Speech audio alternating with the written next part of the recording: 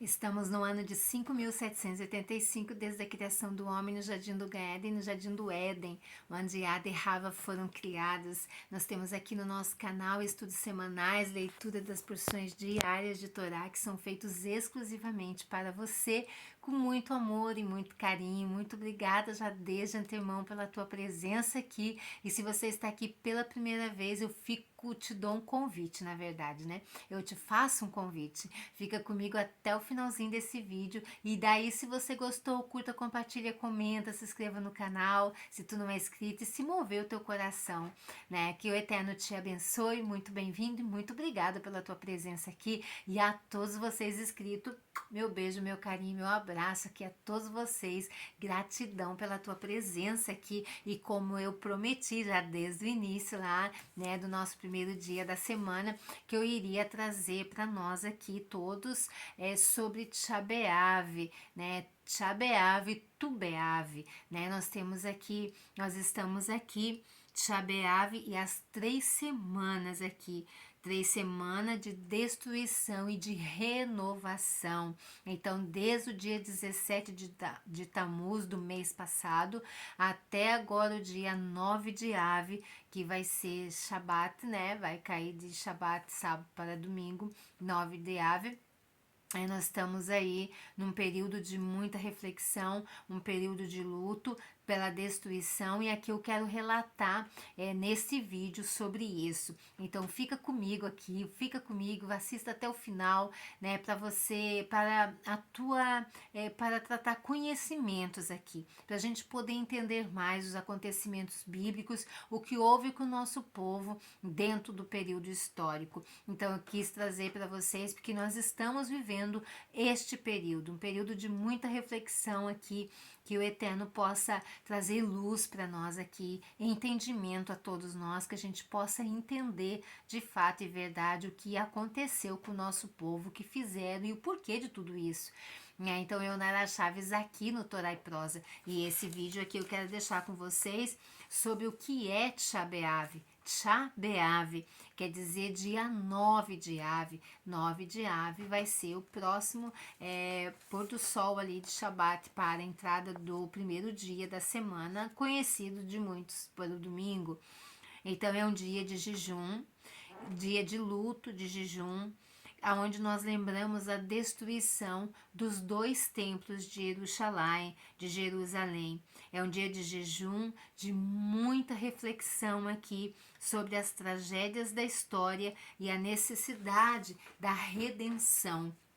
E de nós estarmos bem alicerçados, de nós estarmos bem firmes ali na Torá, em cumprimento com os mitzvot, com os mandamentos, em cumprimento ali com as ordenanças do Eterno, né, para que a gente possa estar atento aos acontecimentos aqui a nível mundo e trazer isso para a nossa vida, para a nossa espiritualidade aqui, para nos aproximarmos ainda mais do Eterno. Então eu quero relatar com vocês o que aconteceu na história do nosso povo, né? E aí tem o Tisha B'Av, né? Que são as 3 semanas aí que já começou do dia 17 de Tammuz, tivemos jejum, e agora 9 de Av teremos o outro jejum agora, né? Ali aonde nós estamos vivendo esse período aí das 3 semanas aí de destruição e renovação.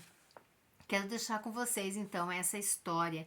Em Tisha B'Av, nós lembramos a destruição dos 2 templos sagrados, entre outras tragédias que ocorreram nesta data. As 3 semanas marcam um período de luto anual, no qual nós lamentamos a destruição do templo sagrado e o início do nosso exílio. O período tem início no dia 17 do mês hebraico de Tammuz. Então, no dia 17 de Tammuz, que já passou, né, foi ali o período que teve o início desse luto, né, dessa dor, dessa tristeza que a gente traz, a gente lembra do que fizemos contra a Torá, nossos antepassados ali, o abandono, o pecado, o erro, como nós estávamos tratando na Parashá Devarim esta semana, né, ali a Moshe recapitulando os erros ali, para que a gente não viesse cairmos nos erros. Porque por que nós fomos dispersos de Eretz Israel? Por que eu nasci aqui tão distante de Eretz Israel com os descendentes de lá? Por quê? Porque a gente cometeu, a gente tem parte nisso, né? E nós temos que nessa época, nos achegarmos, nos apegarmos com o Eterno, lembrando nossos erros, falha, trazendo esse luto, né? Por que errei, por que erramos, né? E hoje a gente arca aí com as consequências. Então, as 3 semanas marcam, né, um período de luto anual no qual nós lamentamos a destruição do templo sagrado e o início do nosso exílio. O período tem início no dia 17 do mês de Tammuz, data que marca a destruição das muralhas de Jerusalém pelos romanos em 69 ali, da Era Comum, no ano de 69 ali da Era Cristã. Chega ao seu clímax e conclui com o jejum de Tisha B'Av, que é o dia 9 do mês de Av, data em que ambos os templos foram incendiados. Este é um dia mais triste do calendário judaico e é também a data em que muitas outras tragédias aconteceram ao nosso povo. A menção do mês de Av nos traz automaticamente ligar com o trágico acontecimento que nele ocorreu. O dia de Tisha B'Av, onde, entre outras desgraças, os 2 templos sagrados foram destruídos. Os 2 templos sagrados destruídos na mesma época, no mesmo mês, com um período de diferença de anos, mas ali, quando chegou no mesmo mês, nos mesmos próximos aos mesmos dias, novamente a mesma destruição. Após o difícil período das 3 semanas em que mantemos costumes de luto, começa o período de consolo também, em que o Eterno volta-se para nós após nós termos retomados a Ele. No dia do Tu B'Av, que é dia 15 de Av, o contraste torna-se mais aparente. Este é um dia de muita alegria, em que vários acontecimentos positivos aconteceram ao longo da história. Todos eles marcam o término de algum fato negativo que estava ocorrendo em nosso povo, a demonstração de que Elohim não mais estava irado conosco.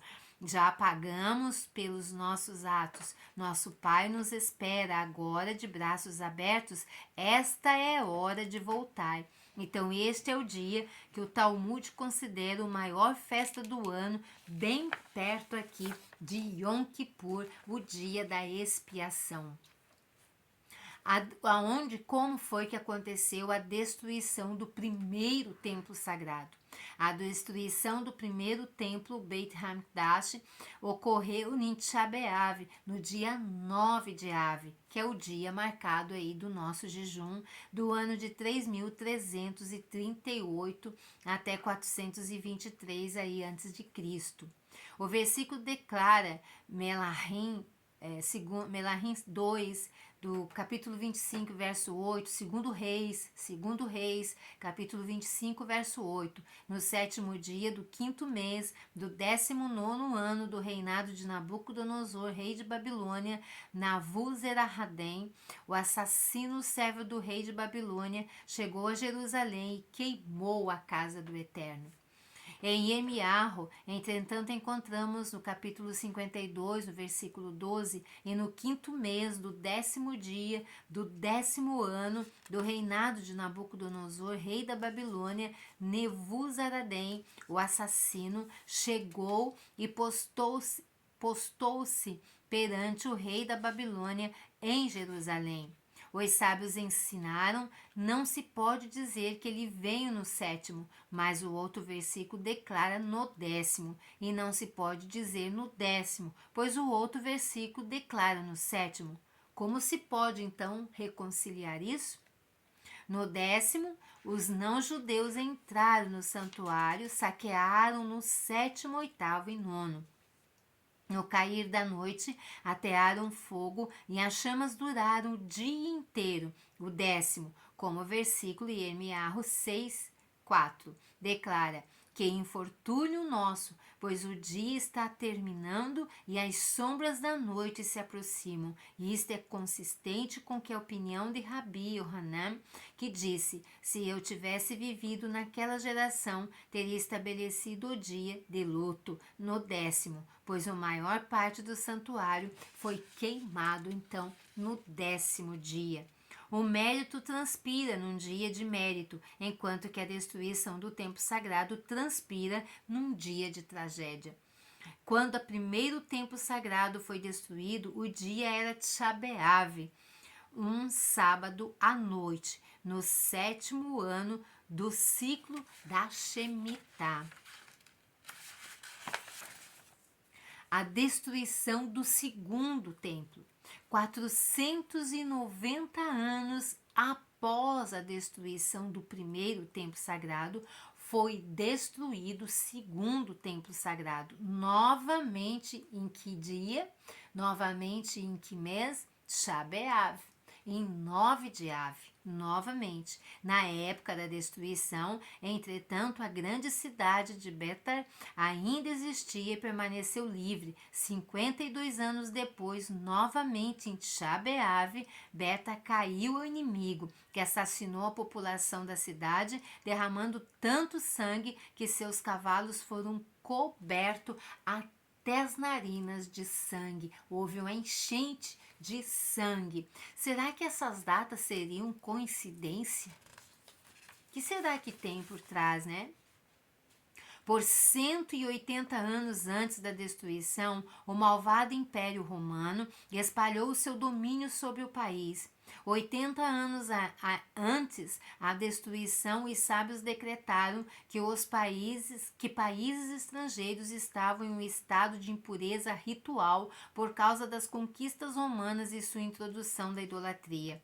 40 anos antes da destruição do Sanhedrin, do Tribunal Supremo, de 71 juízes, né, que consistia ali do Sanhedrin, exilou-se voluntariamente e deixou as suas câmaras no monte do templo e reuniu-se na praça do mercado. Como assassinato tinha se tornado comum e o Sanhedrin não desejava julgar crimes capitais, saíram da câmara das pedras talhadas do monte do templo, pois somente reunindo-se lá, o Sanhedrin tinha o poder de julgar casos capitais. Esses materiais aqui que eu estou lendo são extraídos dos relatos encontrados no Talmud Gittin 55b, 57b e no Midrash de Rahabá e Josepos. Rabi Yohanan disse: qual é a lição aprendida do versículo de Mishle 28:14? Feliz é a pessoa que teme constantemente e aquele que endurece o seu coração para não cair na presa do mal. Por causa do incidente relativo a Kansa e Bar Kansa, Jerusalém foi destruída. Por causa do incidente relativo ao galo e a galinha, Turmalca foi destruído. Por causa do incidente a respeito do raio da roda de uma carruagem, Betar foi destruída. A queda nas mãos de Tito. Vespasiano enviou Tito, o perverso, para comandar as legiões. Tito disse, citando o versículo de Devarim 32:37, onde está o Deus deles? A rocha na qual eles confiam? E este é Tito perverso, que profanou o sagrado e blasfemou contra os céus. Saiba que quando alguém vai blasfemar contra você, que você está ali estudando, ensinando Torá, ele não está blasfemando contra você, porque não é as suas palavras, mas são as palavras, a palavra do Eterno. Foi o Eterno que fez. O que Tito fez? Tomou uma prostituta pela mão, premeditadamente, e entrou no Santo dos Santos com ela. Abriu um rolo de Torá e cometeu um pecado sobre ele. Então tomou de uma espada e rasgou a cortina que separava o Santo dos Santos. E um milagre ocorreu. O sangue borbulhou e correu, e ele pensou que tinha matado ele. E os atos de Tito são aqueles aos quais se refere o versículo do Terrilim do Salmo 74:4. Teus atormentadores bramiam no meio do teu altar do encontro. Eles fizeram seus sinais como se eles fossem por sinais de verdade. Abba Hanan disse: a aparenta falta da reação divina é profanação do Santo dos Santos por parte de Tito, é indicativo daquilo que diz o versículo Terrilim do Salmo 89:9. Quem se compara a ti, que és forte? O versículo deveria ser interpretado como significando: quem é como tu, forte, e em seu cometimento e duro de se irar? Pois escutas os insultos e blasfêmios daquele homem perverso e tu estás silente? A escola do Rabi Ismael ensinou: a aparente falta da reação é indicativa daquilo que diz o versículo de Shemote 15:11. Quem é como tu entre os deuses, Hashem? Quem é como tu dentre os silentes? A exégese do Talmud está baseada na semelhança entre as palavras Elim e Ilém, que significam forte e mudo, respectivamente. O que Tito fez depois que profanou o Santo dos Santos? Ele pegou a cortina, transformou em um saco, pegou todos os vasos do templo sagrado, colocou-os dentro e os transportou em um navio a fim de exibi-los em Roma e ser louvado pelo seu sucesso. Olha só aqui, por isso ele foi chamado ali Tito o Perverso, né? De tanta que ele fez ali coisas malignas. Porque o primeiro templo sagrado foi destruído por causa dos 3 pecados que prevaleceram, que era a idolatria, relacionamento proibidos, o assassinato. Durante o segundo templo sagrado, o povo estudava a Torá, cumpria as mitzvahs e se empenhava em atos de bondade. Mas por que então o segundo templo então foi destruído? Porque o ódio infundado prevaleceu. Isso nos ensina que o ódio infundado é equivalente aos 3 pecados juntos ali, cardeais de idolatria, relacionamento proibidos e o assassinato. 7 eventos felizes agora em 15 de Av. Então, de 17 de Tammuz até 9 de Av, que é o proclamado jejum, Tisha B'Av, é o jejum ali, né? Dá um encerramento ali. E o dia 15 de Av, agora sim, primeiro, é um dia que acabaram-se os mortos do deserto. Olha só, isso aconteceu ali no dia 15 de Av. Tu B'Av, 15 de Av. É um dia que acabaram-se os mortos lá no deserto. Enquanto tinha aqueles que tinham se rebelado contra ali o Moshe, contra o Eterno ali por causa dos espiões, o Eterno disse: enquanto essa geração não morrer, vocês não vão entrar em Eretz Israel. E eles ficaram ali por 38 anos ali no deserto, rodando de um lado para o outro, até entrarem lá. Mas aí, cada ano, cada época, morria e foram morrendo até que nenhum sobrou ali. Nós vemos que aqui em 15 de Av, né, em Tu B'Av, toda a mortandade ali cessou. Após o pecado dos espiões, em que o povo, guiado por seus líderes, não confiou nas palavras de Elohim e não quis entrar na terra de Israel. Essa geração foi condenada a uma jornada de 40 anos no deserto, até que todos acabassem falecendo, e então a geração mais nova ingressaria na terra. Como o pecado ocorreu em Tisha B'Av, os montes também ocorriam nesta data. Neste dia, todas as pessoas cavavam covas para si mesmas e dormiam dentro delas. No dia seguinte, os que estavam vivos levantavam-se e era sempre 15.000 o número daqueles que pereciam.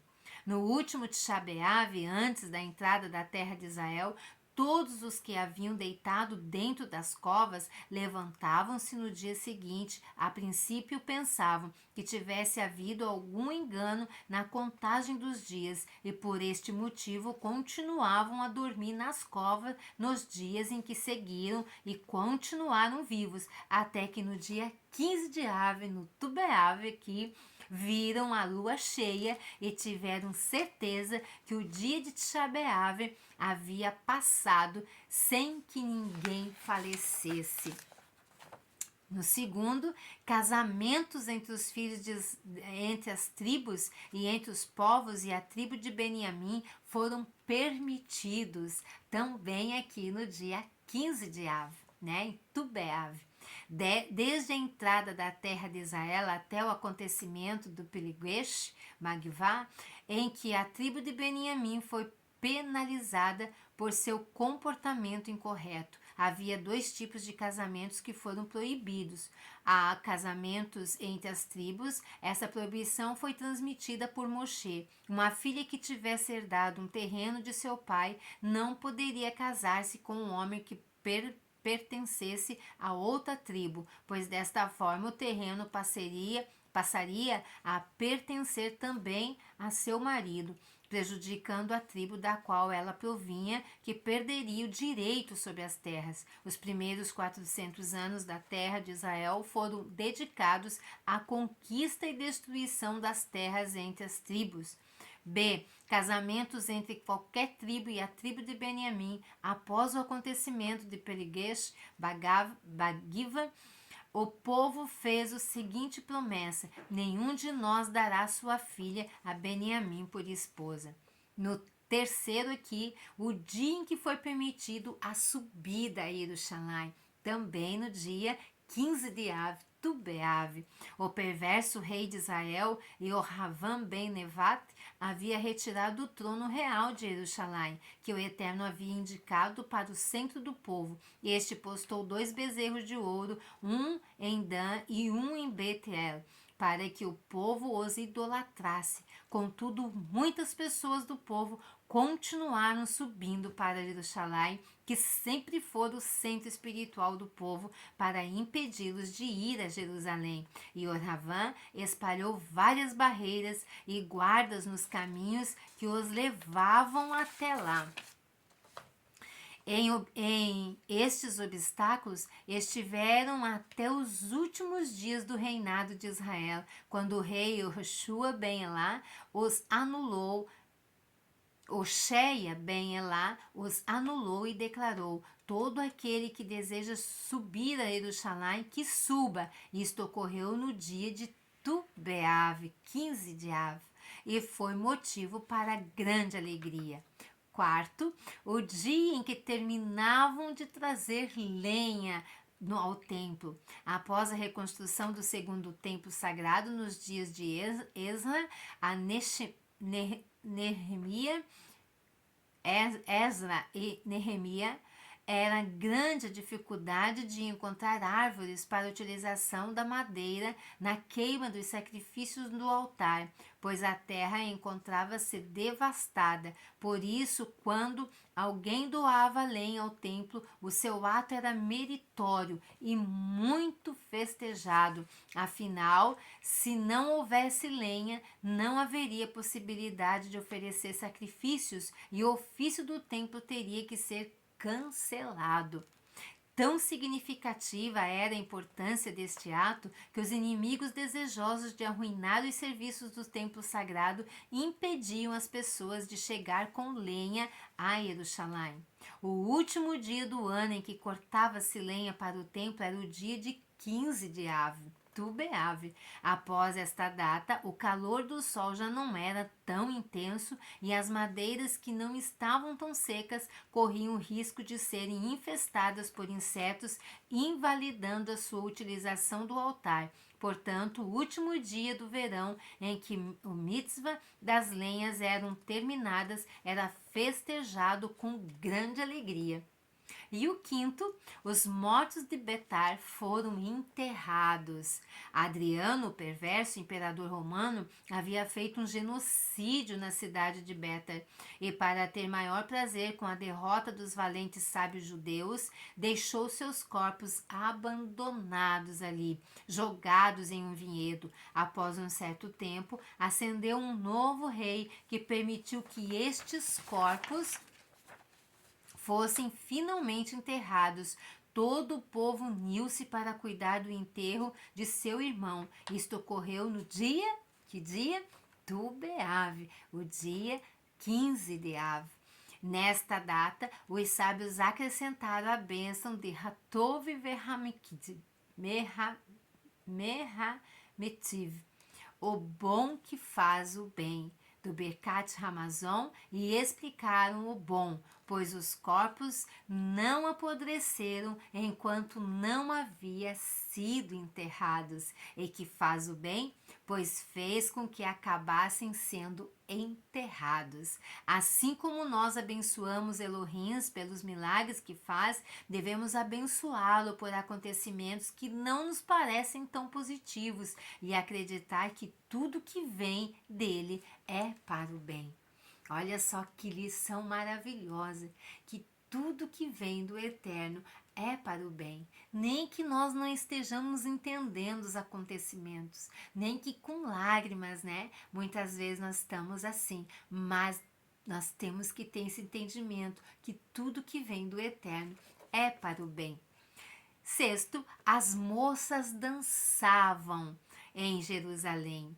O rabino Shimon ben Gamliel disse: não houve festivais mais grandiosos para Israel do que no dia 15 de Av e Yom Kippur. Nesses dias, as filhas de Jerusalém, de Jerusalém, saíam e dançavam nos vinhedos. E o que elas diziam? Jovem, levante os olhos e veja o que você selecionou para si mesmo. Talmud Tanit 26b. Sétimo, a tribo de Beniamim teve permissão de reentrar na comunidade. Nesta data também, que data foi? Tu Beav, né? Então, 15 de Av. Nesta data, a tribo de Beniamim, que havia sido excomungada por seu comportamento no incidente da concubina de Giva, foi readmitida na comunidade de Israel, conforme relatado em Juízes, no livro de Juízes, Shofetim, 19 e 21. Isso ocorreu durante o julgamento de Otniel ben Kenaz, que liderou o povo de Israel nos anos de 2553 a 2573, de 2533 a 2573, desde a criação, de 1228 a 1188, antes do Mashiach. Então, olha só que lindeza e como é bom a gente servir ao Eterno, porque a gente vai conseguindo acompanhar as datas, o que elas têm para nós, o que significa,